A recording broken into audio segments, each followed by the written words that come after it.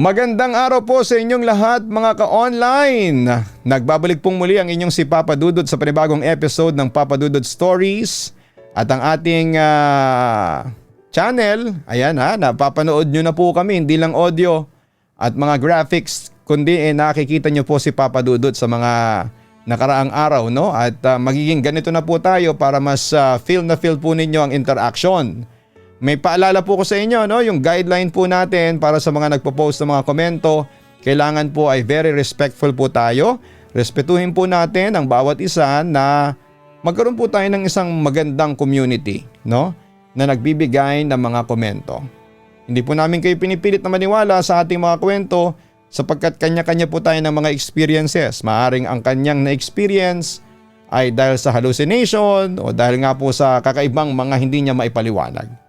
At syempre po, yung mga comment ng bawat isa ay basahin natin ng mabuti at sabi nga sa isang lumang kasabihan, kapag walang masabing maganda, mas magandang tahimik na lamang. Okay? At ngayong pong episode natin, ang kwento ni Ethan ang ating babasahin. Ito po ay may title na Habak. Ano nga ba yung habak? Ito ay bago din sa aking pandinig. Ito po ay parang agimat anting-anting na kung saan ay nagbibigay ng babala daw umano sa isang tao kung may masamang elemento na nagbabanta sa kanya. Alamin natin ang lahat ng yan sa Papa Dudut Stories. Dito sa Papa Dudut Stories, ikaw ay hindi nag-iisa.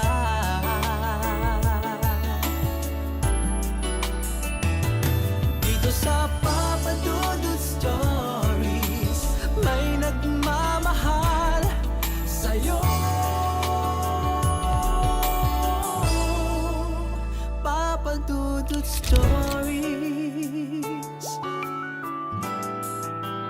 Papa Dudut Stories. Dear Papa Dudut, sa lahat po ng mga nakatutok ngayon, huwag kalimutan na mag-like, mag-share at mag-subscribe. Bago ko simulan ang kwento ko ay hayaan niyo muna akong magpakilala ng maayos. Ako po si Ethan at sa tingin ng marami ay isa lamang akong ordinaryong tao na madalas ay makita sa trabaho o nakatambay lamang sa bahay namin dito sa Pampanga. Pero may isang bagay sa akin na hindi alam ng lahat. Isang sekretong nakatali sa bewang ko o minsan ay nakatago sa bulsa ko. Ang aking habak. Laking probinsya ako bago kami tuluyang nanirahan sa syudad.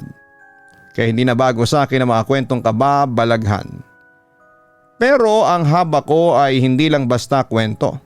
Ito ay isang pulang tela na may orasyon sa loob. Binigay sa akin ng isang matandang kamag-anak na may alam sa mga ganitong bagay. Protection mo ito, Ethan, sabi niya noon. Sa mundong ito ay hindi lang ang mga nakakakita gamit ang mata ang dapat mong katakutan. Payapa naman ang buhay ko noon, Papa Dudut, bilang asawa. Ang focus ko lamang ay ang itaguyod ang pamilya ko. Hindi ako ang tipo ng matatakutin. Sa katunayan nga ay madalas akong mapunta sa mga liblib na lugar dahil sa trabaho o sa mga gala kasama ang mga kaibigan. Marami na akong napuntahan, Papa Dudut. Maraming madilim na kalsada na ang nadaanan ko. Pero dahil sa suot kong habak ay palagay ang loob ko. Pakiramdam ko ay may isang dingding na nakapalibot sa akin na hindi basta-basta matitibag ng kahit na anong masamang hangin. Sanay ako sa init ng araw, pero iba ang init na ibinibigay ng habak ko kapag merong panganib. Minsan kapag naglalakad ako sa gabi at may mararamdaman akong biglang init sa hita ko. Alam ko na may nakatingin o may elementong nagtatangkang lumapit. Pero madalas dadaan lamang sila at mambubulabog ng kaunti at lalayo din. Hindi nila ako nagagalaw. Dahil dito ay naging kampante ako at akala ko dahil may habak ako ay untouchable na ako. Akala ko ay sapat na ang orasyon na daladala ko para protektahan ako sa kahit na anong sulok ng Pilipinas. Pero ang hindi ko alam, may mga nilalang pala na hindi lang basta dadaan. May mga nilalang na kapag nagustuhan ka o kapag nagalit mo ay susundan ka kahit gaano pa kalayo ang takbuhin mo. Noong mabalitaan naming namatay ang lolo ng asawa ko sa kanilang probinsya ay wala akong naramdamang kaba. Ang nasa isipan ko lamang noon ay ang suportahan ng asawa ko sa gitna ng kanyang pagluluksa. Inihanda ko ang mga gamit namin at syempre sinigurado kong bit-bit ko ang haba ko. Ito ang unang pagkakataon na pupunta ako sa lugar nila. Sabi nila ay matapang daw ang lupa doon. Maraming mga engkanto at ligaw na espiritu dahil hindi pa masyadong sibilisado ang ibang bahagi. Pero dahil sa tiwala ko sa anting-anting ko ay pumasok ako sa teritoryo nila nang walang pag-aalinlangan. Isang pagkakamali na pagsisisihan ko sa loob ng 9 na araw na puno ng takot at pighati. Heto ang naging simula ng aking kalbaryo. Papadudot nangyari ang lahat noong taong 2023. Sariwang-sariwa pa sa isipan ko ang petsang yon. Dahil yon ang taon na parang hinila ang kaluluwa ko sa isang sitwasyong hindi ko inakalang mangyayari sa totoong buhay. Katulad nga ng sinabi ko kanina, namatay ang lolo ng asawa ko. Siyempre bilang asawa ay kailangang nandun ako para suportahan siya. Pero aaminin ko noong nalaman ko na sa malayo nilang probinsya kami pupunta, sa isang lugar papadudot na hindi ko pa nararating at sikat sa mga kwentong matapang ang lupa ay medyo nag-alinlangan ako. Ethan, siguraduhin mong dala mo yung gamit mo ha. Bili ng asawa ko habang nag-iimpake kami.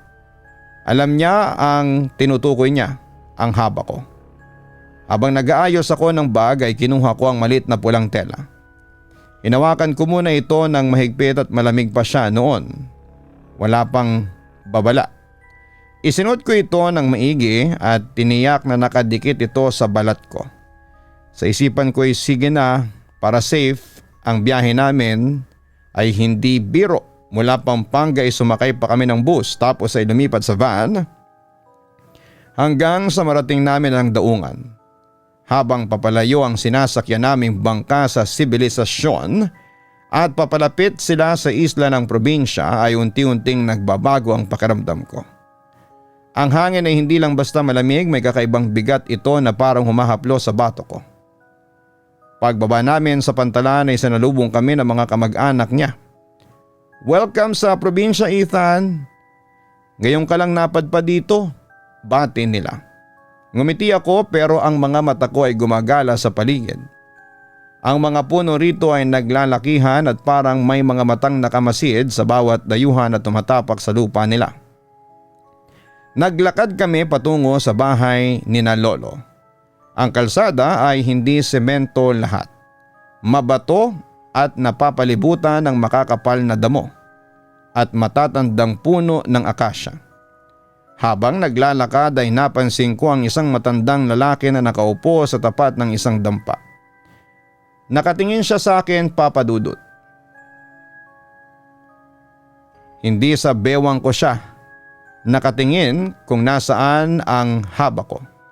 Tumango lamang siya ng bahagya na parang may alam siya sa nakita niya. Pagdating sa bahay, nandun na ang kabaong ni lolo sa gitna ng sala. Amoy na amoy ang halo-halong bango ng bulaklak at ang usok ng kandila. Maraming tao, ang ingay na mga nagbibingo at nagbabakuran ay dapat sanang magbigay sa akin ng kapanatagan pero iba ang naramdaman ko. "Ethan, kain ka muna." Ayan ang tita ng asawa ko. Noong umupo ako sa hapagkainan ay napansin ko na parang ang dilim ng sulok ng kusina nila kahit may ilaw naman. At ang haba ko ay ramdam ko ang unti-unting pagbabago ng temperatura nito. Hindi pa siya mainit na nakakapaso pero parang nanunuot na yung init. At para bang sinasabi, papadudot, sa akin na mag-ingat ka, hindi ka nag-iisa dito. Sa unang gabi, Papa Dudut, normal pa ang lahat sa paningin ng iba. Nagkwentuhan kami ng pinsan ng asawa ko tungkol sa buhay-buhay sa Maynila at sa Pampanga. Pero tuwing mapapalingon ako sa bintana na nakaharap sa malawak na nyugan sa likod ng bahay ay parang may kung anong itim na figura na palaging gumagalaw sa gilid ng paningin ko. Pero kapag tinititigan ko ng maayos ay wala naman. Baka pagod lang to sa biyahe. Bulong ko sa sarili ko. Ikalawang gabi, ikatlong gabi naging rutina ang pakikiramay. Pero habang tumatagal ay mas lalong nagiging mailap ang pakiramdam ko. Ang haba ko ay nagsisimula ng pumintig. Isang senyales yon, Papa Dudut, na ang mga elemento sa paligid ay nagsisimula ng maging interesado sa akin. Bilang isang dayuhan, ako ang sentro ng atensyon nila. Hindi lang ng mga tao kundi pati na ng mga hindi nakikita. Hindi ko alam, ang lahat ng nararamdaman ko noong unang 3 araw ay paunang tikim pa lamang. Dumating ang ika-4 na gabi. Maingay sa bahay, puno ng tawanan, ang mga pinsan ng asawa ko habang naglalaro ng bingo. Pero ako naman ay parang hindi mapakali. Medyo mainit na ang habak sa bewang ko pero dahil gusto ko rin mag-unwind at makasama sa tropa ay pumayag ako nung nag-aya silang mag-Mobile Legends sa tabing dagat. Ang sabi nila ay doon daw ang pinakamalakas na signal sa buong barangay. Tara Ethan, baka doon ka lang makapag-rank up. Mahinang laro dito sa loob. Asar ng isa sa mga pinsan ng asawa ko. Sumama na rin ang asawa ko para siguradong mabawasan yung lungkot niya sa pagpanaw ni Lolo. Naglakad kami palabas ng bakuran, bitbit namin ang mga cellphone at powerbank. Bago kami tuluyang lumayo, dumaan muna kami sa isang maliit na tindahan na malapit sa dulo ng mga bahay. Bumili pa kami ng mga chicherya, ilang bote ng soft drinks at sigarilyo para sa iba. Ang saya-saya pa namin noon, asaran, tulakan at kwentuhan tungkol sa mga epic na laro sa ML. Pero unti-unti habang papalayo kami sa mga bahay ay naramdaman ko ang pagbabago ng paligid. Ang sementadong daan ay naging tuyong lupa na lamang na may mga ugat ng puno na nakaungos. Ang ingay ng mga tao sa lamay ay unti-unting natabunan ng huni ng mga kuliglig na parang sumisigaw sa sobrang lakas. Hanggang sa pumasok na kami sa isang sementeryo. Nagtakutan pa nga kami noong una pero dahil sa bigla akong kinabahan noon ay binilisan ko ang paglalakad. Makalabas lamang kami sa sementeryo. Doon nga ay may naapakan akong bagay. Napatalod ako kasi naramdaman kong pumintig ito. Hindi ko alam kung ahas ba yun o ano. Hindi ko na rin inalam kasi bukod sa madilim ay ayaw ko nang tumagal pa doon sa sementeryo. At yun na nga Papa Dudut, nakalabas din kami at napadpad sa isang kakahuyan. Dito ay biglang tumahimik ang lahat. Wala nang bahay, wala nang ilaw mula sa mga poste. Ang tanging liwanag lang namin ay ang mga flashlight ng cellphone namin na parang nilalamon din ng sobrang dilim ng mga puno. Naglalakihan ang mga puno rito, mga balete, kaimito at mga kakahuyan na hindi ko na alam ang pangalan. Ang mga sanga nila ay parang mga kamay na gustong bumaba at humablot sa amin. Biglang uminit ang haba ko. Pero hindi lang ito yung normal na init na nararamdaman ko tuwing may dumadaan. Iba ito. Pakiramdam ko ay may uling na nakadikit sa balat ko. Ethan, bakit ka tumigil? Tanong ng asawa ko na nasa tabi ko lamang. Hindi ako makasagot kaagad, Papa Dudut, kinapa ko ang haba ko sa loob ng bulsa. Noon nga'y napaso ako. Literal na napaso ako sa sobrang init nito at sa isip-isip ko'y ano ito? Ano itong nararamdaman ng haba ko? Palatandaan ito na hindi lang basta elemento ang nandoon. May malakas na nilalang na malapit sa amin at galit siya. Hawakan mo, bulong ko sa asawa ko habang kinukuha ang kamay niya at idinikit sa habak. Ramdam ko ang panginginig ng kamay niya noong maramdaman niya ang init. Diyos ko Ethan, bakit ganito kainit to? Sobrang init. Namutla siya sa gitna ng dilim. Napatingin siya sa kakahuyan na nasa gilid namin. Wala kaming makita kundi ang kadiliman pero ramdam namin na may bagay doon. Isang mabigat na presensya na parabang nakatitig sa bawat galaw namin. Ramdam ko ang hininga ng paligid, hindi hangin kundi isang mainit at mabahong pakiramdam na tumatama sa bato ko. Bilisan niyo ang lakad, huwag kayong hihinto, sabi ng asawa ko sa mga kasama niya. Na minsan ay naguguluhan pa kung bakit kami biglang nagmadali. Hindi na ako lumingon, Papa Dudut. Alam ko sa sarili ko kapag lumingon ako ay may makikita kong hindi ko dapat na makita. Ang haba ko ay parang gustong sumabog na sa init. Pakiramdam ko ay bawat hakbang ko ay may sumasabay sa amin sa loob ng mga puno. Naririnig ko ang paglagotok ng mga tuyong sanga na hindi naman dahil sa amin.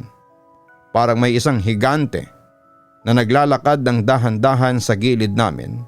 Hinihintay lang na may isa sa aming madapa o maiwanan. Ethan, huwag kang bibitaw, bulong ng asawa ko. Hawak-hawak niya ng mahigpit ang braso ko at halos mabao na nga ang mga kuko niya sa balat ko sa sobrang takot. Tumakbo ako kasabay ng asawa ko ng kaunti hanggang sa mabuwal kami sa dalampasigan. Paglabas namin sa kakahuyan ay biglang gumaan ang pakiramdam. Ang hangin mula sa dagat ay malamig at ang haba ko ay unti-unting lumamig na ang temperatura. Pero kahit na nandun na kami sa liwanag ng buwan at sa tabi ng dagat ay hindi na ako nakapag-focus pa sa paglalaro. Tuwing titingin ako pabalik sa madilim na kakahuyan na dinaanan namin ay parang may nakikita akong isang napakataas at itim na hugis na nakatayo lang doon sa boundary ng dilim at liwanag, nakatingin sa amin at naghihintay. Hindi na ako babalik doon, mamaya nang kami-kami lang. Sabi ng isa sa mga pinsan na nakahalata na rin sa tensyon. Nang gabing yon, kahit nakauwi na kami sa bahay ni Lolo ay hindi ako nakatulog ng maayos. Ang haba ko kahit malamig na ay parang may pintig pa rin. Para bang sinasabi sa akin na ang nilalang na naramdaman ko sa kakahuyan ay hindi lang doon nananatili. Sumama siya. Nakaabang siya. Papa Dudut, ang akala naming payapang pagtulog matapos ang libing ni Lolo, yun pala ang magiging simula ng pagpasok ng bagay na yon sa buhay ko. Hindi lang pala siya basta nakatingin, gusto niyang pumasok at gusto niyang kumuha. Samantala ay nilibing si Lolo sa mismong sementeryong dinaanan namin nung isang gabi. Habang naroroon kami ay hindi ako mapalagay, lalo na kapag tumitingin ako sa mga puno sa labas ng sementeryo na nagsisitaasan hanggang sa binaling ko na lamang ang atensyon ko sa iba. Kasi nakaramdam ako noon na may makikita ako na pagsisisihan ko. Matapos naman ang libing ni Lolo ay parang gumaan ang kaunti ang paligid. Nakaligo pa kami sa falls, nagtawanan at nag-picture pa. Akala ko talaga ay naiwan na sa kakahuyan yung bigat na nararamdaman ko noong ika-4 na gabi. Pero yun pala ang malaking pagkakamali namin sa sobrang pagkakamali at pagmamadali naming makabalik ng Pampanga dahil may trabaho pa kinabukasan ay hindi na kami nakapagpagpag.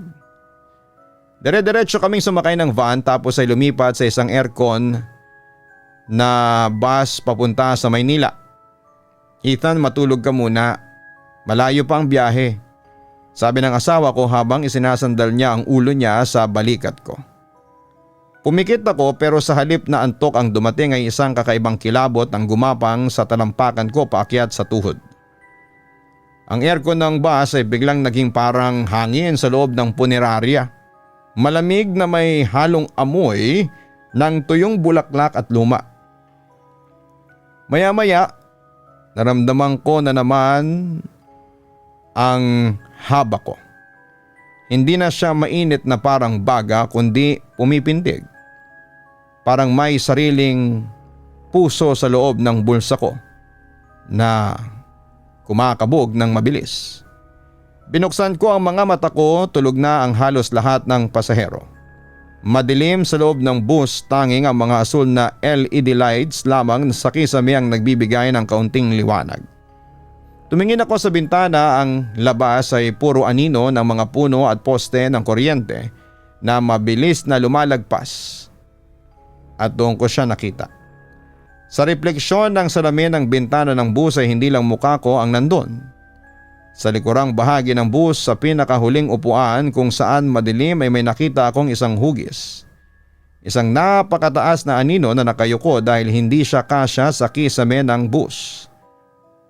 Nakatitig nga siya sa direksyon ko. Pinikit ko ang mga mata ko ng mariin. Guni-guni mo lang yan, Ethan, pagod ka lang, sabi ko sa sarili ko. Pero pagdilat ko ay naramdaman ko ang bigat sa balikat ko. Para bang may dalawang malaking kamay na pumatong sa akin mula sa likod ko. Ramdam ko ang lamig na tumatagos sa buto ko. Nagsimula na akong manginig. Hindi ito yung panginginig dahil po sa aircon. Ito yung panginginig na parang hinihigop ang lakas mo. Ethan, bakit ka nanginginig? Ang init mo. Nagising ang asawa ko at hinawakan ng noo ko.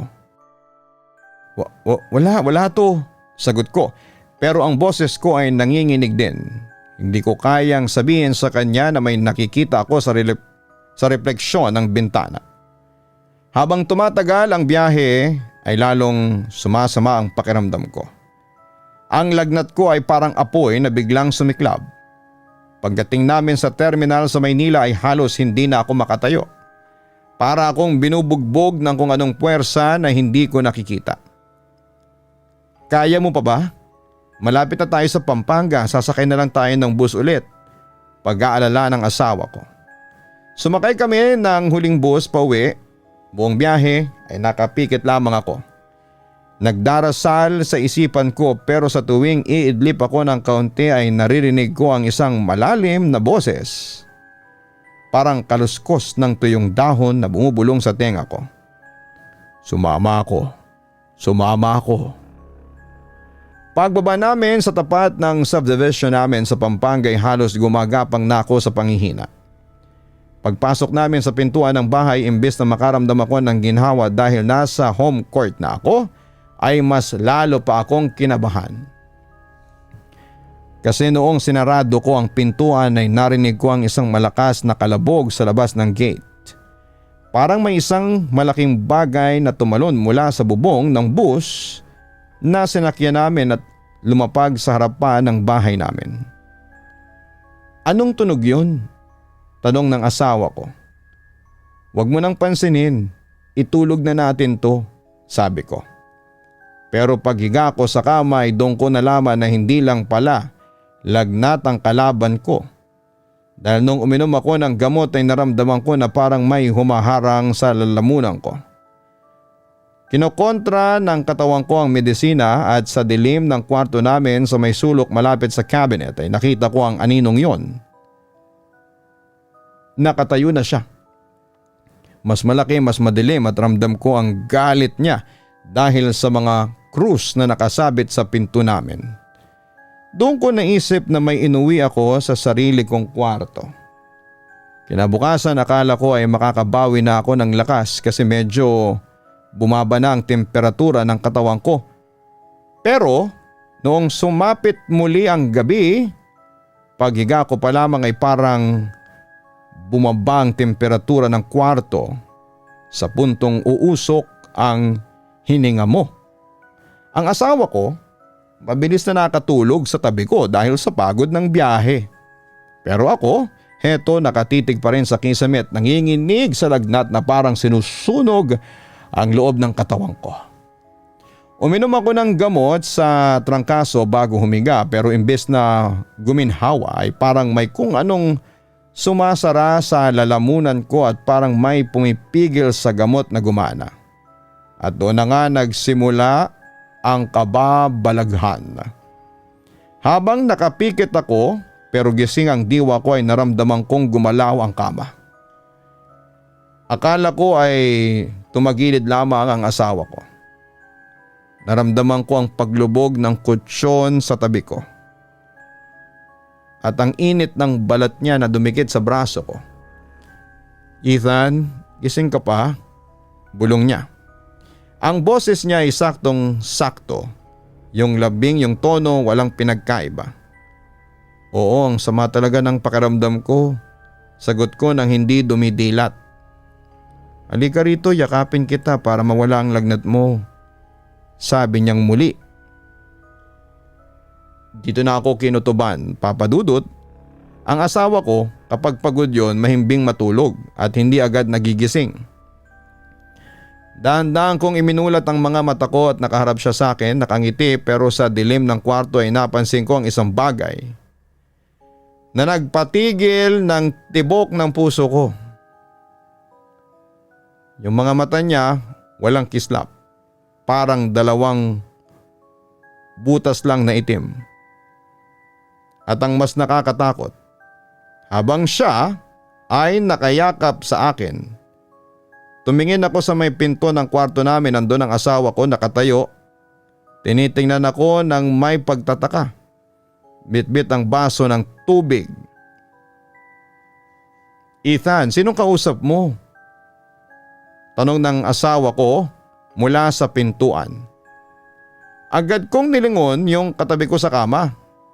Sa isang iglap nawala na ang anyo ng asawa ko.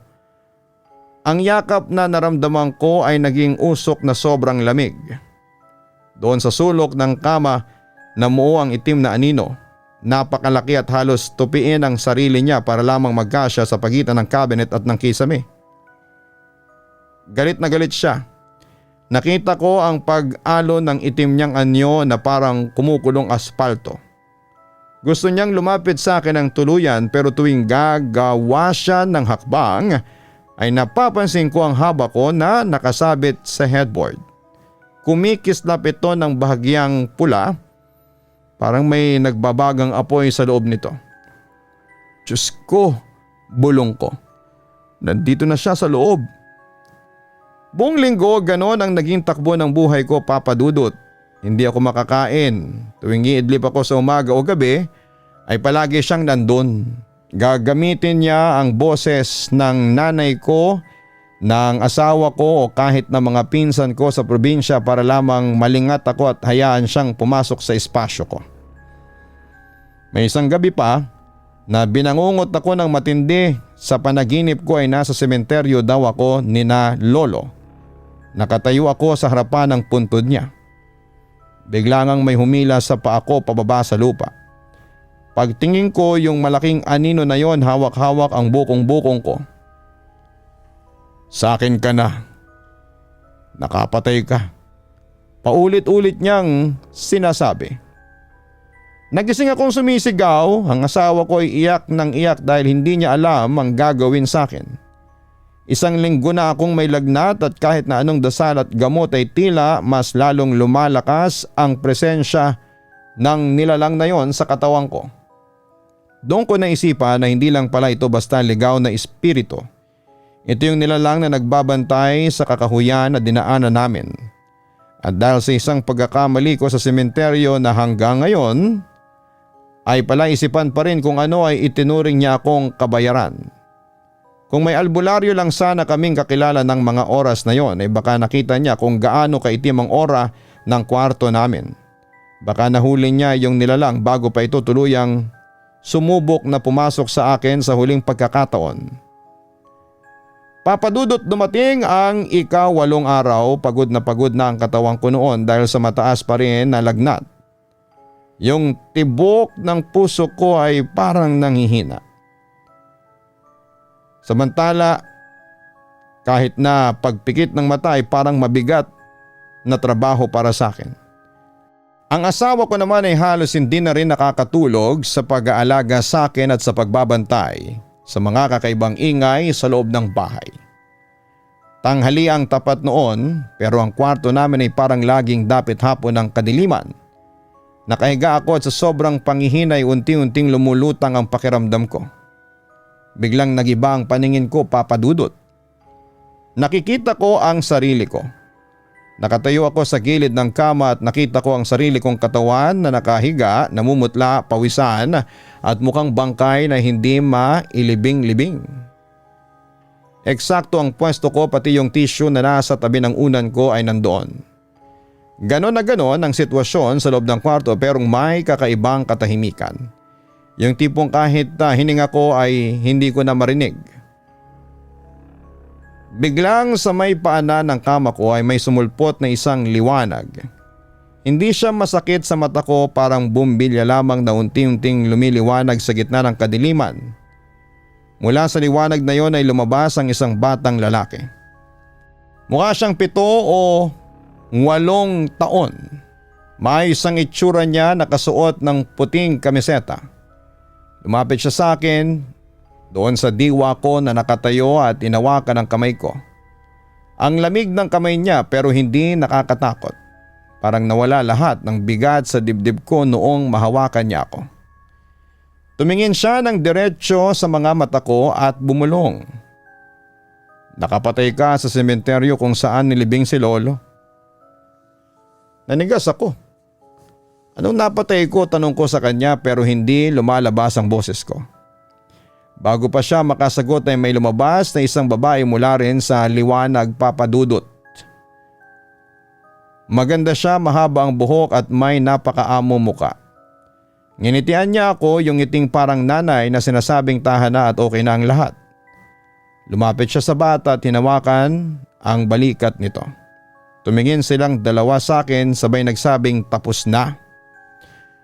Pagkatapos noon ay dahan-dahan silang pumasok pabalik sa liwanag hanggang sa mawala ito. Bigla akong nasinghap ng hangin ng malalim at nagising sa loob ng katawan ko. Basang-basa ako ng pawis para kung galing sa ilalim ng tubig. Kinuha ko yung tissue para ipamuna sa mukha ko. Nanginginig pa ang kamay ko pero habang papatayo ako sa higaan para uminom sana ng tubig ay doon ko narinig ang tunog na hinding-hindi ko makakalimutan. Napakalakas ng katok sa pinto ng silid namin. Tumigil ang mundo ko, Papa Dudut. Ang asawa ko, alam kong wala siya rito, na malengke siya at sinabihan akong magpahinga muna. Ako lang mag-isa sa bahay. Sumilip ako sa siwang ng bintana na katabi ng pinto ng kwarto. At doon nga, Papa Dudut, ay halos tumigil ang tibok ng puso ko at hindi na ito panaginip. Hindi na ito yung diwa ko lamang ang nakakakita. Nakita ko sa labas ng pinto yung napakalaking anino at kitang-kita ko ang itim na usok na lumabas sa anyo niya. At ang haba ko ay muntik na akong mapatalon sa sobrang init. Ramdam ko ang galit ng nilalang na yon dahil parang naharang siya ng bata at ng babae sa panaginip ko. Mas lalong lumakas ang katok at parang gigibain na nga ang pinto. Ramdam ko ang panginginig ng buong frame ng pinto namin. Doon na ako nagpanik. Sa takot ko ay agad kong kinapa ang rosaryo sa side table at tumawak ako ng mahigpit sa haba ko. Ama namin, sumasalangit ka, sambahin ang ngalan mo. Habang nagdarasal ako ay ramdam ko ang pakikipagbuno ng anino sa labas. Para siyang sumisigaw na walang tunog. Pero habang tumatagal ang pagdarasal ko ay unti-unting humihina ang kalabog sa pintuan. Ang anino ay dahan-dahang naging manipis na hangin hanggang sa maglaho na parang abo na tinangay na rin ang hangin. Pagdating ng asawa ko, makalipas ang ilang minuto ay nakita niya akong nakaupo sa sahig. Yakap-yakap ang rosaryo at umiiyak. Doon ko nalaman na sa wakas ay bumitaw na ang nilalang. Kinabukasan, pagkatapos ng gabing muntik ng gibain ng anino ang pinto ng kwarto ko ay gumising ako na parang nabunutan ng isang toneladang pako sa katawan. Wala na po yung lagnat, wala na yung bigat pero nandun pa rin yung takot na baka sa sandaling pumikit ako ay bumalik ang itim na higante. Ethan, tara na. Hindi pwedeng hindi tayo magsisimba ngayon, sabi ng asawa ko. Bakas din sa mukha niya ang puyat at pag-aalala. Pero nandoon ang determinasyon na tapusin na ang gulo na ito. Pumunta kami sa isang lumang simbahan sa Pampanga. Habang naglalakad kami papasok ay pakaramdam ko ay tinitignan ako ng lahat ng santo para akong dumi ng ngayon lamang malilinisan. Pagkatapos ng misa ay hinintay naming lumabas ang pare. Lumapit kami sa kanya at hindi ko na napigilang ikinuwento ko ang lahat. Mula sa init ng habak, sa kakahuyan sa probinsya, sa bangungot na ginagawa ng nilalang na ito sa akin, tulad ng panggagaya sa asawa ko hanggang sa bata sa panaginip at sa malakas na katok sa pintuan. Tumingin sa akin ang pare ng seryoso. Hindi siya nagulat na para bang madami na siyang narinig na ganitong kwento. May mga nilalang talaga, Ethan, na hindi natin nakikita pero kasama natin sa mundo. Minsan nakakasakit tayo nang hindi natin nalalaman. Dinasalan niya ako, Papa Dudut. Ramdam ko ang lamig ng banal na tubig noong winisik niya ito sa akin. Binigyan din niya ako ng bagong kwintas at rosaryo. Isuot mo ito at laging magdasal. Hindi lang kapag natatakot. Pag-uwi namin sa bahay ay doon ko lang naramdaman ang tunay na kapayapaan. Wala na yung pintig ng haba ko. Wala na yung anino sa sulok ng cabinet. Makalipas nga ang 9 na araw na kalbaryo, sa wakas ay nakatulog ako ng mahimbing. Yung tulog na walang bumubulong at walang humihila sa paa ko. Pero hanggang ngayon, Papa Dudut, ay mananatiling malaking palaisipan sa akin ang lahat. Lalo na yung sinasabi ng bata sa panaginip ko na nakapatay ka sa sementeryo. Ano nga ba ang napatay ko? May natapakan ba akong insekto na alaga pala ng mga nuno? O baka naman may nahagip akong halaman o maliit na punso na hindi ko man lang hininga ng tabi-tabi po. Sabi nila sa mga matatandang sementeryo sa probinsya, bawat dumi o bawat hakbang ay binabantayan. Isang maling galaw mo lamang ay ituturing nilang pambabastos. Sayang nga lang at walang magaling na albularyo sa eksena noong mga oras na yon. Siguro kung nandoon ang isang bihasang manggagamot ay baka nahuli niya yung itim na anino. Baka nakita ko kung paano ito isalin sa isang malit na bote, nagpupumiglas habang sinusunog ng orasyon. Baka doon ko rin nalaman ang tunay niyang anyo at kung bakit galit na galit nga ba siya sa akin. Pero sapat na sa akin na naging okay na ang lahat. Minsan ay hindi kailangang malaman ang lahat ng sagot, basta't alam mong ligtas ka na. Ang haba ko nandun pa rin, tahimik at malamig. Isang paalala na ang mundong ginagalawan natin ay hindi lang sa atin. Kaya kapag umuwi ako sa probinsya ngayon, mas doble na ang ingat ko. Dahil alam ko na sa likod ng bawat tawanan at asaran sa tabing dagat ay may mga aninong nakamasid. Naghihintay lang ng isang pagkakamali para sumama sa iyong pag-uwi. Papa Dudut, ito lamang ang maishishare ko sa inyo sa ngayon at sana'y mabasa nyo ito at mapiling i-upload sa Papa Dudut Stories. Maraming salamat at magandang araw po sa inyong lahat. Lubos na gumagalang, Ethan. Maraming salamat, Ethan, sa pag-share mo ng iyong kwento sa aming programa. Ang pangunahing aral ng kwentong ito ay ang kahalagahan ng paggalang sa mga tradisyon, pamahiin at sa mga puwersang hindi natin nakikita.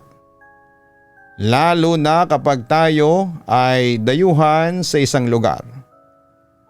Ang pagkalimot sa ritual ng pagpag at ang hindi sinasadyang pangiistorbo sa sementeryo ay nagpapaalala sa atin na ang bawat galaw natin ay may kaakibat na epekto sa espiritual na mundo. Ipinapakita nito na ang pagiging kampante o pagbabaliwala sa mga babala ng ating kapaligiran gaya ng pag-init ng habak ni Ethan ay maaaring magbukas ng pintuan para sa mga negatibong enerhiya na sumunod sa atin hanggang sa ating tahanan. Bukod dito ay binibigyan diin ng karanasan ni Ethan ang kapangyarihan ng pananampalataya at ang papel ng proteksyon. Maging ito man ay isa nyo ng tradisyonal na anting-anting gaya ng habak o sa pamamagitan ng taimtim na pagdarasal at banal na simbolo. Itinatampok ng kwento na sa oras ng matinding kadiliman at takot, ang paghingi ng tulong sa Diyos at ang pagkakaroon ng matibay na espiritual na depensa ang pinaka natatangi at mabisang paraan upang malabanan ang mga masasamang elemento. Sa huli mga ka-online, nagsisilbi itong paalala na ang ating mundo ay puno ng misteryo at ang pagpapakumbaba sa harapan ng mga bagay na hindi natin lubos na nauunawaan ay susi sa ating kaligtasan. Maraming salamat po. Huwag kalimutan, mag-like, mag-share at mag-subscribe. Hanapin po kami sa Spotify at dito po sa YouTube ang Papa Dudut. At syempre po malaking bagay po, uulitin ko, ang inyo pong pag-share ng ating content. At dito lamang po kayo manonood sa ating official channel. Lahat po ng mga napapakinggan ninyo, siguraduhin po ninyo na sa official platform lang po ni Papa Dudut ninyo pinapanood. Maraming salamat po.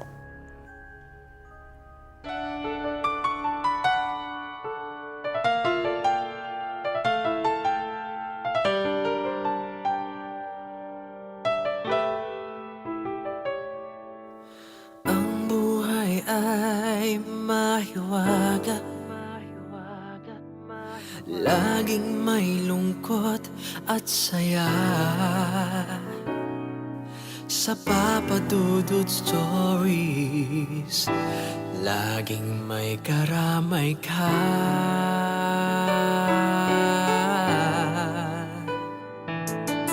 Mga problemang kay bigat,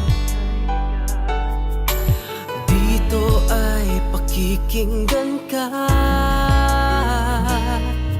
Sa Papa Dudut Stories, kami ay iyong kasama. Dito sa Papa Dudut Stories, ikaw ay hindi nag-iisa.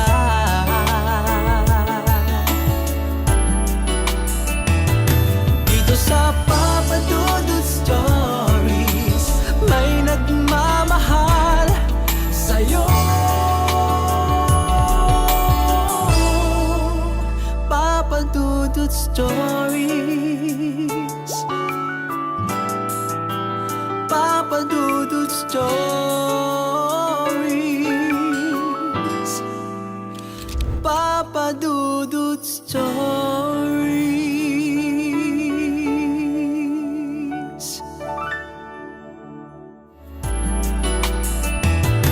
Dito sa Papa Dudut Stories, may nagmamahal sa'yo. Papa Dudut Stories, Papa Dudut Stories. Hello mga ka-online, si Papa Dudut po ito. Nag-enjoy ka ba sa ating kwento ngayong araw? Huwag kalimutan na i-share, mag-like at mag-subscribe. Maraming salamat po.